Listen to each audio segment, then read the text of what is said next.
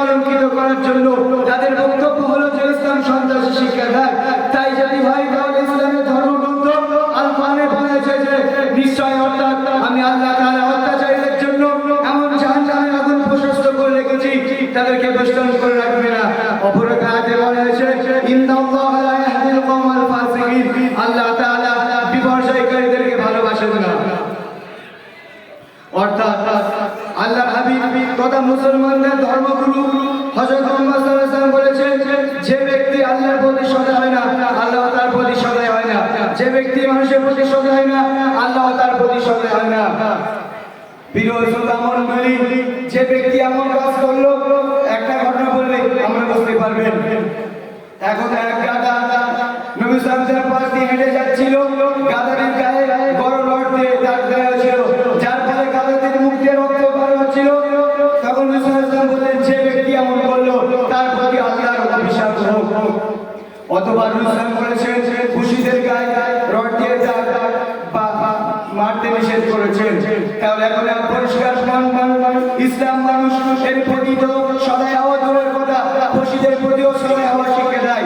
প্রিয় শ্রোতামণ্ডলী, সহজ ইসলাম শব্দের অর্থ হলো শান্তি বা আত্মসমর্পণ, যেটি শ্রীমন ধাতু থেকে নির্গত হয়েছে, যার মানে ইসলাম মুসলিম শান্তিবাদী বা আত্মসমর্পণকারী। আপনাদের মতো বুদ্ধিজীবীর কাছে জিজ্ঞাসা যে শব্দের মানে হলো শান্তি বা আত্মসমর্পণকারী, সে ধর্মের আমরা কিভাবে সন্ত্রাসী হতে পারি? যে ধর্মের শব্দের হলো শান্তি বা আত্মসমর্পণকারী, যে ধর্মের গুণ হিংসা, ভীতি, বর্ষণ, আতঙ্ক সবই অবৈধ কোরআনে সংস্কৃত করা আছে, তাহলে আমরা সেই ধর্মকে কিভাবে আমরা ইসলাম ধর্ম কি করে সন্ত্রাস করতে পারি? প্রিয় শ্রোতামণ্ডলী, এটা কোনো ইসলামের ফলাফল হতে পারে না।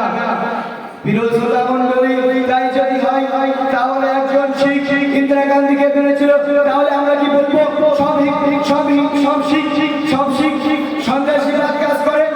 মহাত্মা গান্ধীকে একজন হিন্দু নামের লোক মেরেছিল, তাহলে আমরা কি বলবো সব হিন্দুরা সন্ত্রাসীবাদ করে? কিন্তু কি না, আমরা এমন বলি না। কোন এক মুসলমান যদি এমন কাজ করে থাকে, তাহলে এই ভারতবর্ষের বুকে 250 কোটি মুসলমান সন্ত্রাসীবাদ কাজ করতে পারে না, তাদের আখ্যায়িত করা যাবে না, তাদের সন্ত্রাসবাদ আখ্যায়িত করা যাবে না। কোন এক মুসলমানের কারণে সমস্ত 250 কোটি মুসলমানদের সন্ত্রাস নামে আখ্যায়িত করা চলে না। প্রিয় শ্রোতামণ্ডলী, পরিশেষে আমি এই কথাই বলবো, আপনারা আসুন ইসলামের কোরআন পড়ুন, গবেষণা করুন, তাহলে বুঝতে পারবে ইসলাম সন্ত্রাসী শিক্ষা দেয় কি, মানুষের প্রতি উদারতা শিক্ষা দেয়, ভালোবাসার শিক্ষা দেয়। এই বলে আমি আমার সংক্ষিপ্ত বক্তব্য এখানে করছি। আখিরু দাওয়ানা আলহামদুলিল্লাহি রাব্বিল আলামিন। আসসালামু আলাইকুম।